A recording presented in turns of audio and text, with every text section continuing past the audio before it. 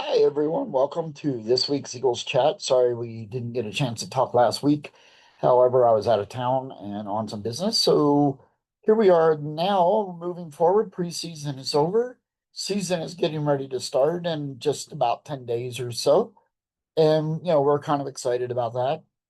Roster moves, there were some things that occurred, some trades. So that's kind of exciting. Eagles not really resting on their laurels, but I don't think we saw the other cornerback problem. However, I don't think we're set at safety either. There's talk of Sidney Brown starting, things like that. We'll get to that all in this week's Eagles chat. So we're going to take a look at what we have to talk about this week. So hit like and subscribe if you enjoy the viewpoints of someone from the Southwest who's been a long-time Eagles fan and grew up right near Philadelphia. So preseason Birds versus the Jets last night. We didn't see much out of that game. We did have a little bit out of Kyle McCord. Still not sold on the Eagles having a third string quarterback, and with McKee being injured, there has been rumors of the Eagles going out to find somebody, possibly even bringing back Kenny Pickett. That would be a little bit of a surprise. But rumor has it, he's been banged up with the Browns, so who knows? There is talk that the Browns may be cutting him and keeping the other quarterbacks that they do have. So we'll have to see how that goes. I'm pretty sure McKee will probably be ready by the season opener. So if Hurts does go down, but there is real concern about that third string quarterback. DTR really hasn't showed us much. Like I said, that's kind of disappointing for me as regular listeners to this podcast, I guess you could say. Kind of know that, I was a big DTR fan, so I'm kind of disappointed that he wasn't able to show more. Jake Elliott has been in the news. He kicked 250 plus yarders last night, and that's one more than he had all last season. When he went 1 for 7, and one of those was in the playoffs. So good thing he got it in the playoffs, but that we need those during the regular season as well. You never know when one of those is going to be a game winner, like the one he kicked against the Giants back um, in 2017. So we'll have to see. Campbell looks since he sat out. The thoughts are that he's going to be the starter against the Cowboys, and Trotter played. I'm not surprised. Somebody has to play, and Campbell's had that banged up shoulder. So I think kind of sitting him down, letting him rest a little bit before the season starts is a good thing there. Um, he did play at Alabama, so he's used to playing long seasons, 15, 16 games. So I don't think that's going to wear on him as much as it does other rookies, but we'll have to see. Trot Jr., like I said, he had a good camp, has really pushed everybody to be a starter. I can see him, spelling Campbell or Vaughn or Bond, excuse me, on different plays and going from there. Sidney Brown, though, I'm not sold on him at safety. We saw what happened when he came in the Super Bowl. KC was able to go deep a couple times on us. Um, and, he was able to, and he got burned a little bit there. Same with Ringo. I'm not sold on Kylie Ringo being the other cornerback. There is talk of Andor Jackson being that other corner, but still not sold on him either. Um, Possibly I can see, but one of the rumors that I've heard out of camp has been that Bennett will supplant Jackson about 2, 3 weeks into the season, but we'll have to see how that goes.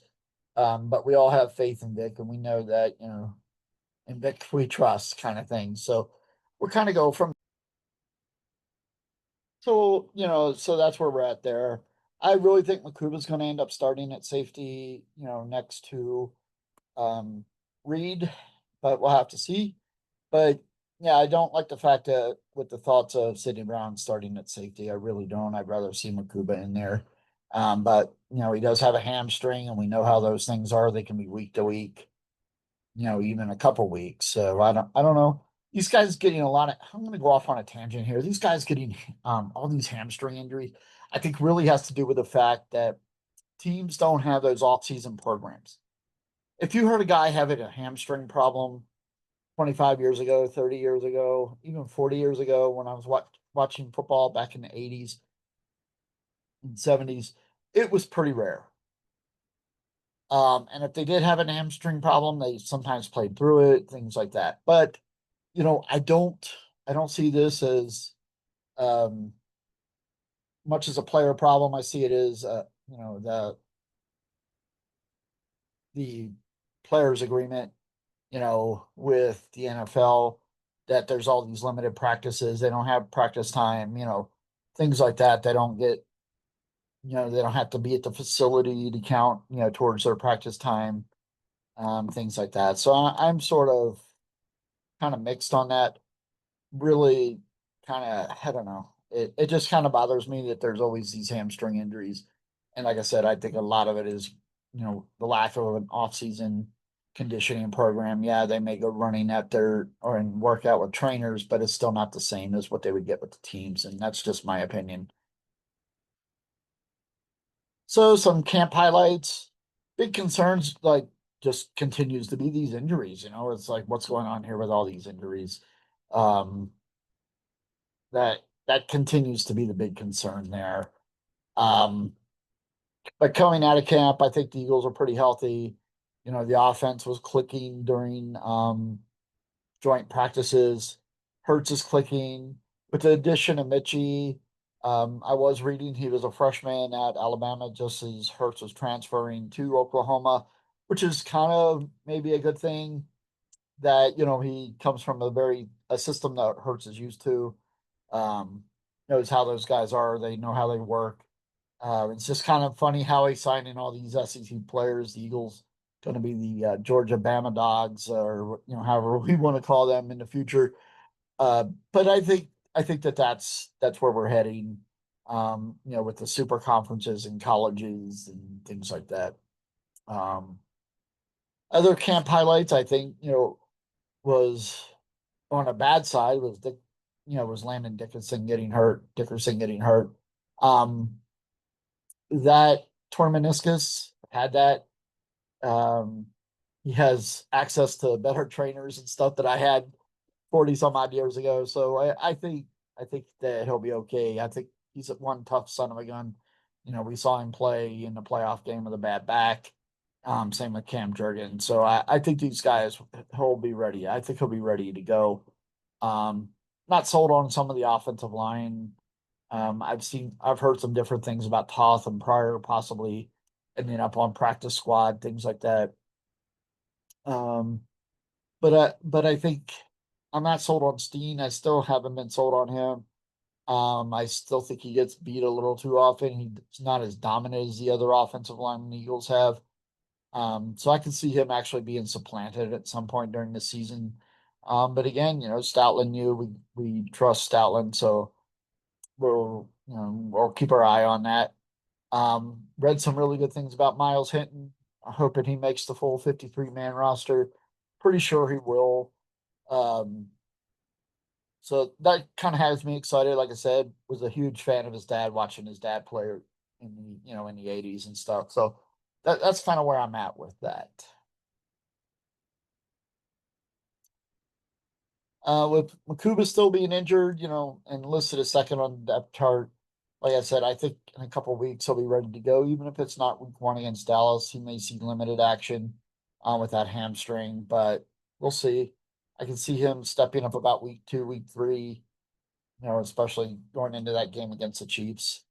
Um, there still is some things, Cooper's Jean has been moved up to that starting corner spot at different times. Um, I think I think that might be a good move at times, but also he's such a good slot corner that, taking away one of the best players who plays that position in the NFL is not something that we can really rely on to produce for the Birds there.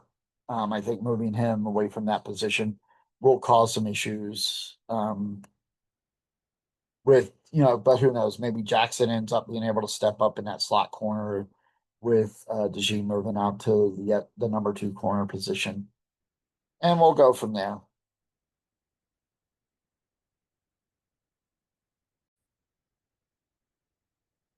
In other news this week, along with the injuries, hated to see Wilson go on IR, but I think he's got a bright future. I think Hurts seems to be ready to go with his receivers.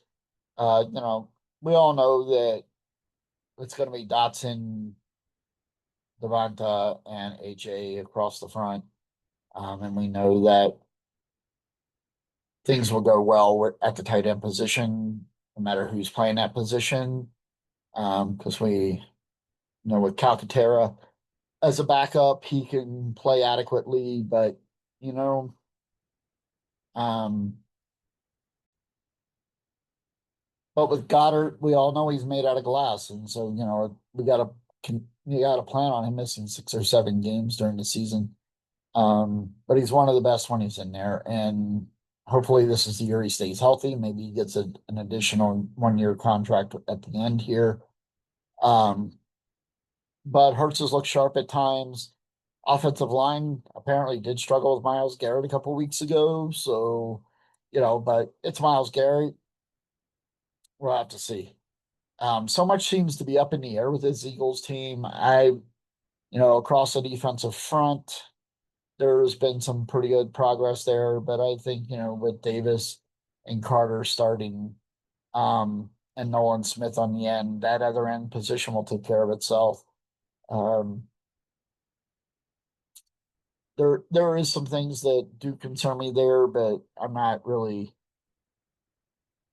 overly concerned, but because I believe in Vic and and his magic on defense that he can really get the Eagles defensive line rushing the quarterback pretty much like they did last year.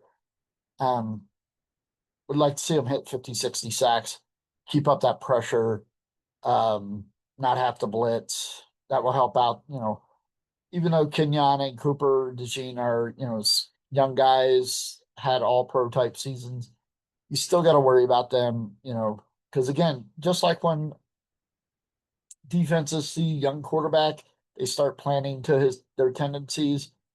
The flip side occurs on offense. You see, oh, that corner, he always kind of bites a little bit on a quick hitch and go or something like that. So things unfold really quickly, and the next thing you know, they're running a bunch of stop and goes and things like that to get them to bite. We'll have to see. Again, this year, I feel like 11-6 is a good year. Um, may not win the division with 11-6, but we'll see. Especially that murderer's row of schedule the Eagles have, especially in December. So let's see. Everybody's doing a Eagles 53-man prediction. I'm gonna work on that in the next few days. I read a really great article from Bleeding Green Nation. I'm a huge fan of theirs. Um, you get the most reliable insights from them, and their predictions are usually pretty right on. Um, they are predicting DTR to be cut. Starting backs for the Eagles being Barkley, Shipley, and Dillon. And I totally agree with those. One of the things that I think was a big surprise in camp was Darius Cooper, and that's exciting. Kid from a small school, chance to make it big. We all know how he looked during the preseason and preseason games, so I'm sure that things are going to go well for him. Um, I do want to get to their prediction on the defensive line. Um, give me a second here. They have Nolan Smith, Jalen Hunt, Uche Ojari, and Patrick Johnson. I think that's right on, for the edge rushers. And across the tackles, Carter Ajomo, who's had a brilliant camp this summer. Not haven't read anything but positives about him. Like I said, I live in the desert Southwest, so it's not like I can get to Eagles camp and watch these things live. But I do rely on reliable sources like the Eagles app. And like I said, Bleeding Green Nation seems to always be right on top. So big shout out to them this week.